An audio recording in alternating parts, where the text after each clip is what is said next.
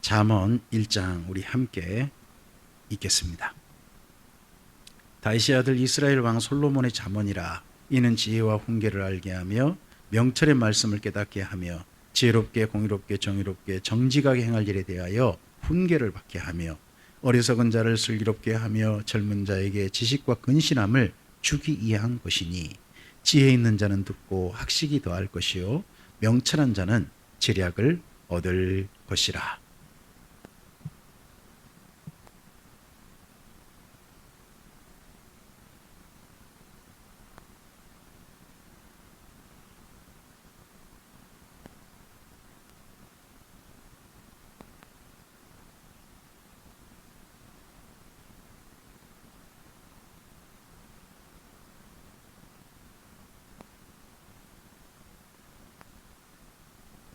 내 아들아, 악한 자가 너를 꾀일지라도 따르지 말라. 그들이 내게 말하기를 우리와 함께 가자. 우리가 가만히 엎드렸다가 사람의 피를 흘리자. 죄 없는 자를 까닭 없이 숨어 기다리다가 소울같이 그들을 산채로 삼키며 무덤에 내려가는 자들같이 통으로 삼키자. 우리는 온갖 보화를 얻음에 빼앗은 것으로 우리 집을 채우리니. 너는 우리와 함께 제비를 뽑고 우리가 함께 전대 하나만 두자 할지라도 내 아들아, 그들과 함께 길에 다니지 말라. 내 발을 금하여 그 길을 밟지 말라. 대저 그 발은 악으로 달려가며 피를 흘리는데 빠름이니라.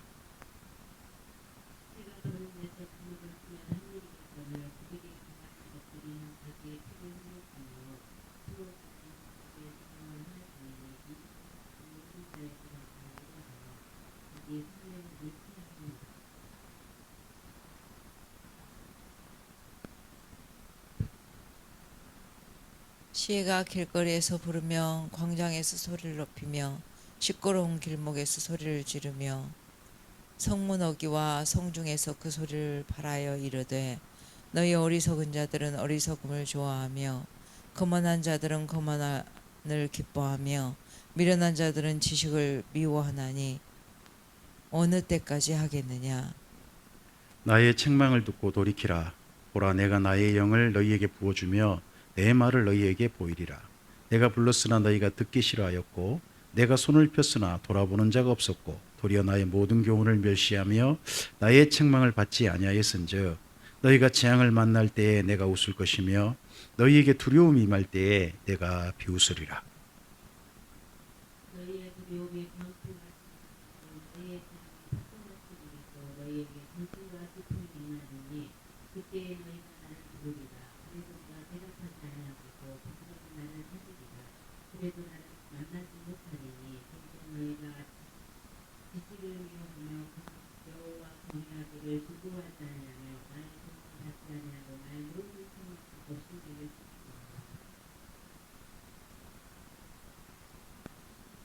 그러므로 자기 행위의 열매를 먹으며 자기 꾀에 배부르리라. 어리석은 자의 태보는 자기를 죽이며 미련한 자의 안일은 자기를 멸망시키려니와 오직 내 말을 듣는 자는 평안히 살며 재앙의 두려움이 없이 안전하리라. 아멘. 잠언 오랜만에 만나시죠? 집사님과 처음 함께 우리 말씀 만났을 때 그때 아마 잠언으로 시작했던 것 같습니다. 그리고 난 또 욥기가 두 번째, 첫 번째였습니까? 그랬군요. 네네. 그래서 아마 시가서를 하고 시가서다가 아마 제가 어디까지 했는지는 잘 모르겠는데 시편까지는 했을 것 같습니다. 시편까지 하고 그다음에 창세기로 가지 않았나 싶긴 합니다. 그래서 다시 성경 순서대로 일단 그대로 다시 잠언으로 돌아왔습니다. 아마 맨 처음 들으셨을 때 잠언과 지금의 잠언은 조금 좀 차이가 있긴 할 겁니다. 오늘은 잠언을 읽어갈 때 어떻게 읽을까 하는 기초적인 가이드, 그걸 좀 해드리는 걸로 시작 걸음을 해볼까 합니다. 앞을 보실까요?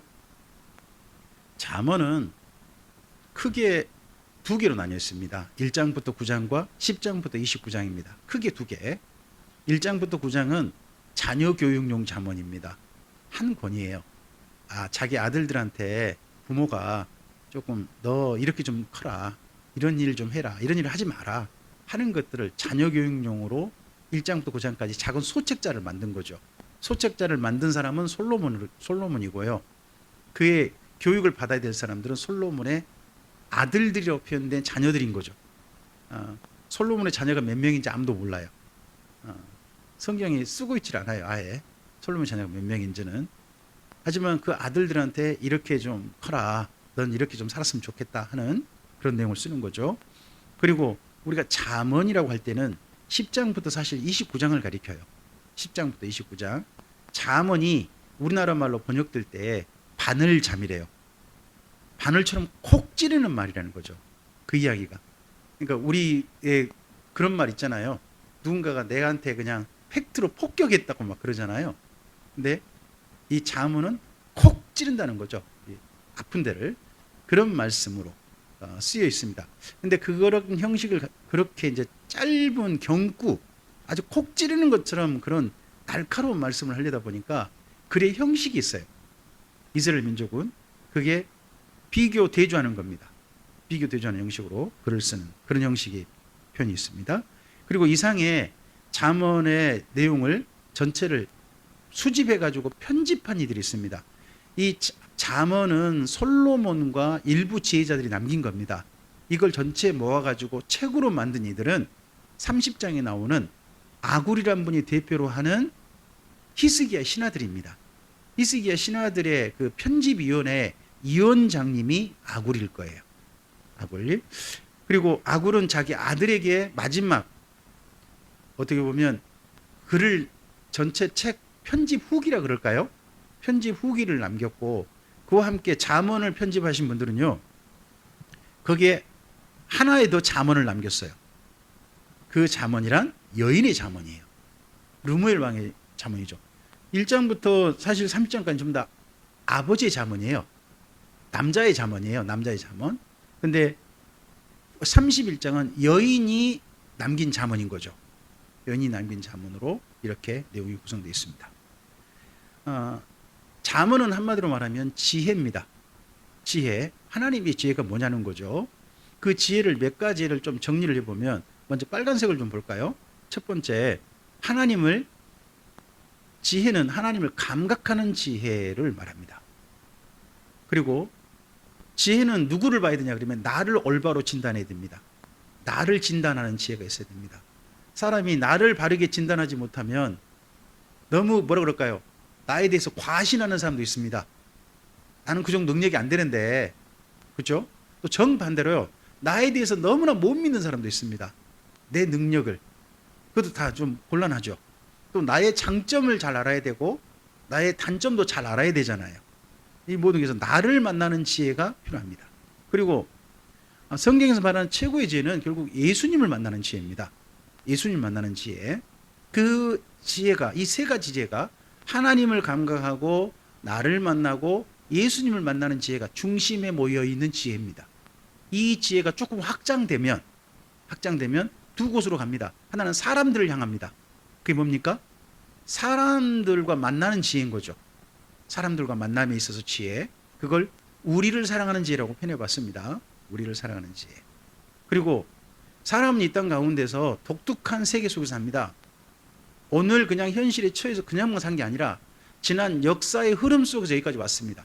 그래서 사람은 역사를 똑바로 보는 지혜가 또한 있어야 됩니다.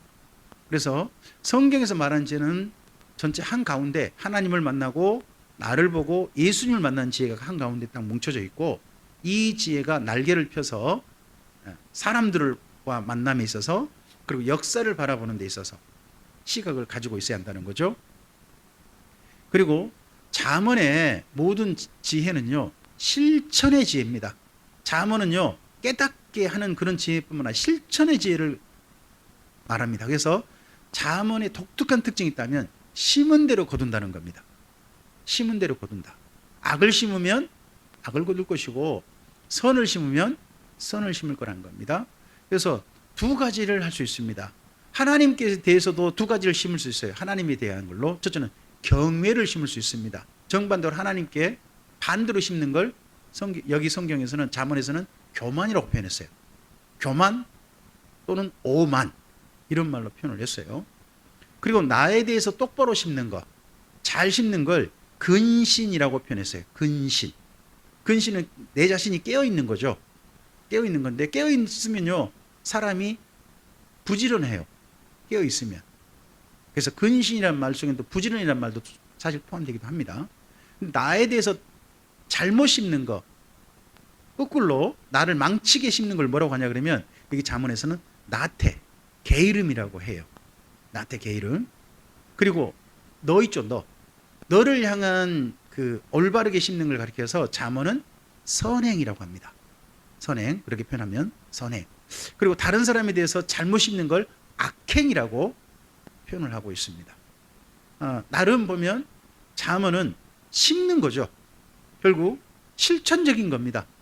내가 다 실천하는 행태죠. 그래서 이런 잠언은요, 기본 큰 단어로 뭉치면 지혜라는 말을 다른 니꼬로로 할 수 있는 말이 있어요. 잠언의 지혜를 니꼬로로 할 수 있는 말, 그 말이 경외란 말입니다. 경외. 경외란 말이 잠언의 지혜를 니꼬로 할 수 있는 말이에요. 잠언의 지혜란 경외란 말이다. 이렇게 해도 틀린 말이 아니란 말이죠. 그 정도예요. 근데 이 경외란 말은 보편적이에요. 누구나 일반적으로 고개를 숙여간다는 거죠. 그리고 윤리예요. 윤리를 바탕으로 둬요. 윤리에 어긋나지 않아요. 그리고 일상적이에요. 잠언은 일상적이에요. 뭐 특별하게 어디 신비한 어디 구석에서 하는 그런 거 아니에요. 은밀하게 하는 일 아니에요. 일상적이에요. 그리고 잠언은요, 관계예요, 관계. 하나님과의 관계, 나와의 관계, 사람과의 관계. 관계에서 실천할 내용이죠. 그리고 잠언의 지혜는 특징이 선하다는 거예요. 어떻게 우리는 지혜를 가져야 된다라는 말 할 때 잠깐 뭐 올바른 것도 눈 감아주는 뭐 그런 것도 지혜라고 말하는 사람이 있는데 그건 잠언의 지혜가 결코 아니에요. 그런 건 지혜가 아니에요. 그래서 이 잠언의 지혜는 경외라는 말인데 이런 특징을 가지고 있다는 거예요. 우리가 이런 특징을 가지고 있다는 걸 기억하고 잠언을 읽어야 되겠죠. 그리고 잠언 읽기를 위해서는 한 7가지 정도의 도우미가 좀 필요하다고 봅니다. 1번, 첫째, 잠언의 전체 내용이 뭐라고요? 경외다 하는 겁니다. 지혜의 시작이 뭐예요? 지혜의 시작이 경외예요. 지혜의 끝이 뭐예요? 경외예요. 그러니까 잠언을 읽으면서 나에 대해서 내가 근신하잖아요. 내가 부지런하게 살잖아요. 그게 뭐예요? 하나님을 경외함이에요. 사랑하는 사람들에게 선을 행해요. 그게 뭐예요? 하나님을 경외하는 거예요. 경외예요. 그게 지혜예요. 잠언의 지혜는 다른 게 아니에요. 그리고 두 번째, 잠언의 지혜라는 말을 다른 말로 바꿨을 때 명철과 근신이라는 말로 바꿔져 있어요. 명철, 근신이라는 말로 바꿔져 있어요.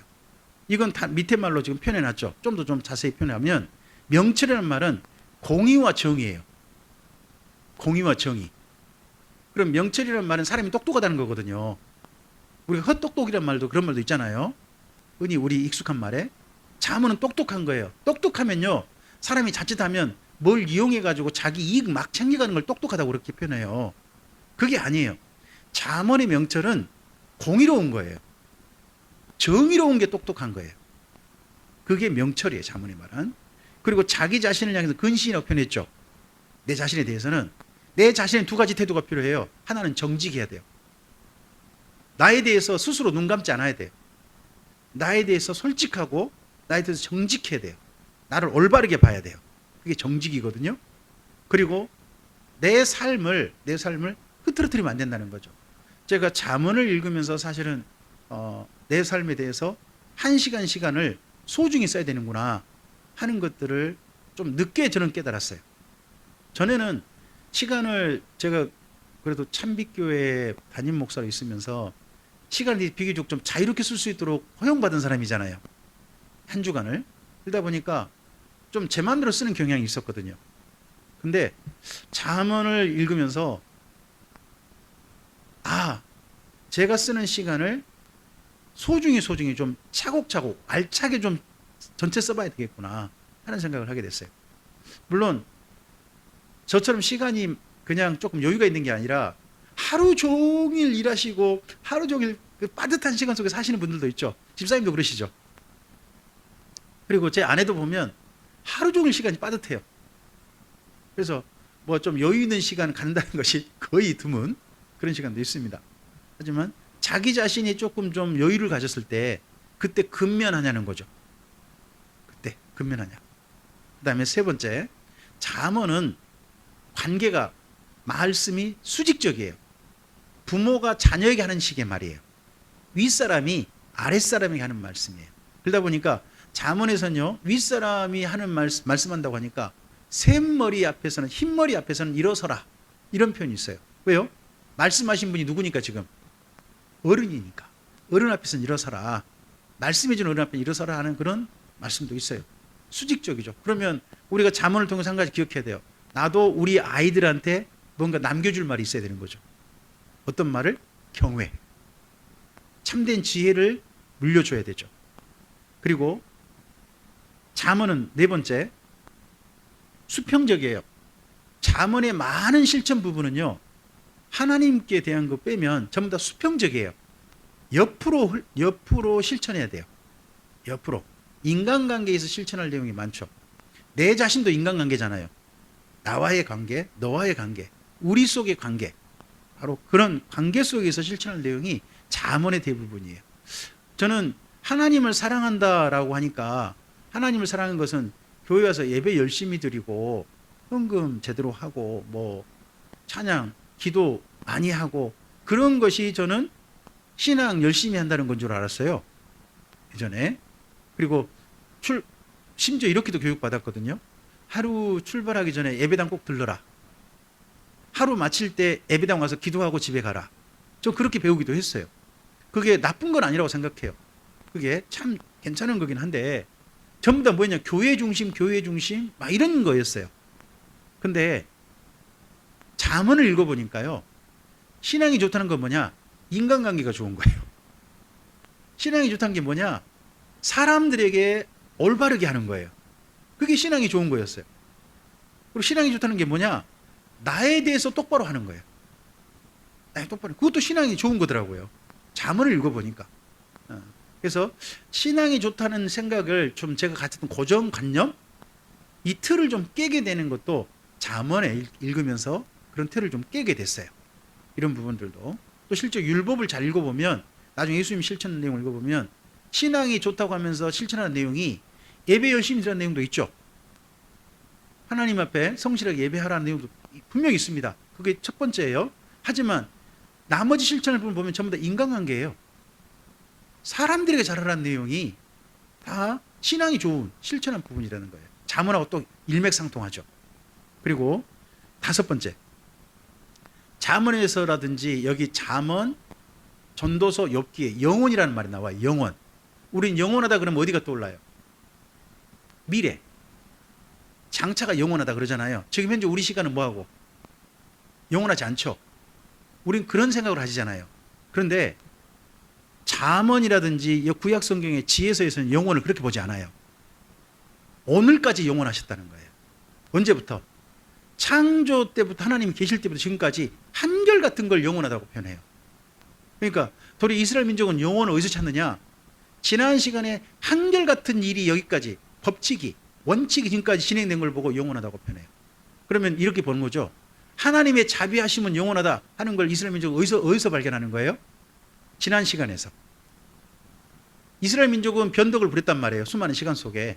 그런 속에서 하나님은 한결같이 이스라엘 민족에게 인자하셨다라고 하면 그때 하나님의 인자하심은 영원하다고 표현하는 거예요.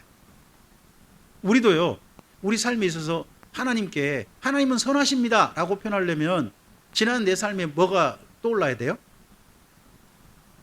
나에게 선하게 하셨던 일들이 떠오르면서 그 말을 할 수 있어야 돼요. 그게 이스라엘 민족의 영혼의 개념이에요. 근데 하나님이 나에게만 선하게 대하신 게 아니라 다른 사람에게도, 나의 훨씬 이전에도 사람들에게 선하게 대하셨다는 게 확인되어지면 우리도 이스라엘 민족과 똑같이 고백드리는 거예요. 하나님께서는 하나님의 선하심이 영원하다. 지금까지 한결같으셨으니까 앞으로도 그래 하시겠다 하고 하는 거죠. 그래서 이스라엘 민족의 영원이라는 단어를 쓸 때는 어디를 바라보고 있다? 내일을 바라본 게 아니라 지난 과거에 하나님이 하신 일을 바라보고 있다 하는 것도 우리가 좀 생각해 봐야 돼요. 우리의 신앙 고백이란 뭐예요? 지난 시간의 경험들이에요. 지난 시간의 축적이거든요. 거기에 따라서 하나님께 고백드리는 거거든요. 그리고 여섯 번째, 잠언은 심은 대로 거둔다예요. 심은 대로 거둔다. 앞서서 말씀드렸죠. 잠언은 심은 대로 거둔다. 그러면 그 심을 걸 찾으셔야 돼요. 잠언에서는 읽을 때는 뭘 찾는 거냐? 머릿속에 담을 걸 찾는 게 아니라 내 손과 발로 할 것을 찾으셔야 돼요. 물론 내 머릿속에 내 가슴 속에 담아야 할 이야기도 있죠. 근데 잠언의 대부분은 뭐라고요? 내 손과 발을 사용할 그런 일들이에요. 그런 일들이 있으면 그냥 지나가시면 안 돼요. 그런 일을 누구의 부탁으로 여기시는 거예요? 하나님의 부탁하심으로 여기고 받아들이고 그렇게 잠언을 읽으셔야 돼요. 그리고 앞서서 말씀드렸어요. 일곱 번째, 잠언은요 마샬이라는 형식이에요. 비교 대조 표현법을 쓰고 있어요. 그래서요 착한 사람과 악한 사람을 비교 대조해요. 부지런한 사람과 게으른 사람을 비교 대조해요. 정직한 사람과 거짓말로 사기치는 사람을 비교 대조해요. 그리고 성읍을 축복하는 사람과 성읍에 저주를 남긴 사람을 비교 대조해요. 이렇게 비교 대조하는 이유는 뭘까요? 양쪽을 선명하게 씌워서 너는 어느 쪽에 설 거냐 하는 거예요. 읽는 이에게 너는 어느 쪽에 설 거냐 하는 것들을 분명히 읽었다면 내 마음속에 내가 정말 이 자리에 서야 된다 하는 게 보인다면 그렇게 서는 것이 잠언 읽기 방법이라는 거죠. 그리고 잠언 우리가 이제 1장부터 9장까지를 앞으로 읽어갈 거예요. 오늘은 잠언 1장 읽지는 않겠습니다. 다음 주에 다음 주는 저 맥주 감사제니까 그 다음부터 읽어가도록 합니다. 근데 잠언 1장부터 9장이 말씀드렸던 것처럼 자녀 교육용 잠언이라고 했잖아요. 그런 내용에서 좀 읽어보실 부분이 있어요. 자, 1장부터 2장 옆에를 좀 읽어주실까요? 프롤로그, 아들아, 시작이 아니다. 시작을 잘해야 한다는 거죠. 시작을 잘해야 된다. 하루의 시작은 언제예요? 아침이잖아요. 한 주간의 시작은요? 주일입니다. 오늘입니다. 오늘. 오늘이 한 주간의 첫날이기도 합니다. 1년의 시작은요? 1월이죠. 그런 것처럼 시작이 중요합니다. 인생의 시작이 언제일까요? 집사님과 그리고 당신과 나는 이미 시작을 한참 지난 사람들입니다. 우린 인생 벌써 종반전에 들어온 사람들입니다. 종반전에 그렇게 들어온 사람들인 거고, 아들아 시작이 반이다 이 말을 왜 하느냐? 젊으니까요. 그들은 시작선에 출발선에 선 사람들이거든요. 인생을 이제. 그래서 시작을 잘해야 된다. 젊은 날. 그 다음에 3장 4장 옆에 읽으실까요? 아들아 율법과 아버지의 권면을 들으라. 그러니까 두 가지 권면인 거예요. 하나는 율법은 뭐예요? 하나님 말씀이죠. 또 하나는 뭐예요? 아버지의 지난 경험이에요. 부모로서 지난 우리의 경험한 게 있잖아요. 우리 삶 속에서 아직 우리 아이들은 경험하지 못한 그에 대해서 조금은 조언을 남길 수 있는 거죠. 그 다음에 5장부터 7장입니다. 아들아 유혹을 거절하라. 솔로몬 왕 때 이 아들들이라는 건 왕자들일 거 아닙니까? 왕자들이 받을 유혹이란 게 뭘까요? 그 자기 좋아하는 이 왕자한테 잘 붙어가지고 나중에 이 왕자가 왕이 되면 권세를 잡으면 내가 이게 떡고물 좀 얻어 먹어야지 하는 사람들이 많이 뭉치는 거예요. 그런 사람들을 뭉쳐가지고 이 왕자의 마음을 살려고 주로 어디 가자고 그럴 거예요? 같으세요?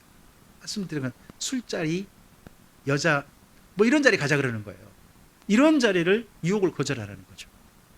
젊은 날에 유혹을 거절할 수 있는 힘, 이것이 새로운 내일로 가게 하는 힘이 됩니다. 제가 요즘 한 분의 강의를 조금 좀 찾아서 듣고 있습니다. 그분이 이지영 강사라는 사람입니다. 들어는 보셨나요? 이지영 강사. 우리나라의 수탐인가요? 사탐인가요? 사회탐구? 사회탐구 영역의 윤리학 강의로 굉장히 유명한 강사죠. 네. 그 여인의 과거 이야기와 지금 이야기, 그리고 지금까지 오게 된 자기의 이야기를 남긴 그 강의들을 조금 찾아서 읽어보면서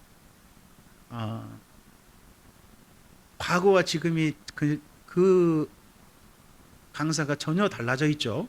근데 거기까지 오기까지 그녀가 자기 자신을 어떻게 젊은 날을 보냈는지에 대한 이야기가 있더라고요. 해주고 해서 참 보는데 이 5장부터 더 7장의 이 내용을 정말 잘 실천했다. 심지어 그 이지영 강사는 그 10층 빌딩 올라가가지고 떨어지려고 했더만요. 그런 유혹까지도 참아낸 거죠. 그 정도로 힘든 젊은 아가씨 이전에 어린 시절을 보냈는데 그가 다행히 참아내고 그 다음 그녀의 인생을 산 거죠. 8장 읽어볼까요? 8장. 아들아, 지혜의 초대를 받아들이라. 그럼 젊은 날 무엇을 기준으로 갈 거냐? 이지영 강사는 책이라는 것을 자기 인생에 중요한 길을 안내하는 선생님으로 모셨더라고요. 책을. 이지영 강사는. 여기 잠언은 아들에게 뭘 말하느냐? 지혜를 받아들여라. 지혜가 너를 길을 인도하도록 그렇게 너 자신을 내줘라 하고 하는 겁니다. 9장입니다. 아들아, 어느 길을 가겠느냐. 그래서 보면 잠언은 1장부터 9장은요, 아버지가 아들에게 하는 이야기입니다. 아버지가 아들에게 하는 이야기. 그 이야기를 우리가 한번 이제 성경을 가지고 앞으로 그 다음 시간부터 함께 살펴가도록 합니다. 잠언 오늘 이렇게 잠언의 기초적인 읽을 때 어떻게 읽어야 될 것인가 하는 기본적인 내용들을 여기까지 살펴보았습니다. 잠언을 읽기 전에 어느 정도 이런 부분을 충분히 감안하고 이런 부분은 염두에 두고 읽으면 좋겠다 싶은 부분들을 조금 안내해 드렸습니다. 이런 기초적인 안내를 가지고 한번 잠언 읽어보시면서 잠언이 더 새롭게 더 하나님의 아름다운 선물답게 우리 가슴에 담겨지는 은혜가 하나님이 베푸시는 놀라우신 도우심이 가득하셨으면 좋겠습니다. 기도하겠습니다. 주님 감사합니다. 지혜의 첫걸음이 경외라고 하는 이 너무나 상식적이고 올바른 사실을 전제로 하나님을 경외하는 삶을 살자 하고 우리에게 권면한 내용을 가득 담은 책 잠언을 만납니다. 이 잠언을 맨 처음 남긴 솔로몬에게나 지혜자들에게나 루멜 왕의 어머니와 아굴에게나 그리고 이 내용들을 편집한 히스기야 신하들에게나 그리고 지금까지 책을 보존한 수많은 믿음의 사람들에게나 지금 성경 말씀 읽는 우리들에게나 잠언은 하나님께서 주신 참된 지혜의 선물임을 믿습니다. 이 지혜를 따라 우리의 삶을 하나님 안에서 참된 지혜로운 자의 삶으로 하나님을 경외한 자의 삶으로 주 앞에 우뚝 세우도록 잘 집을 지어가도록 주님 도와 주시옵소서. 잠언을 만날 때 성령의 도우심으로 가득하게 해 주시옵소서. 의지하오며 예수님 이름으로 기도합니다. 아멘.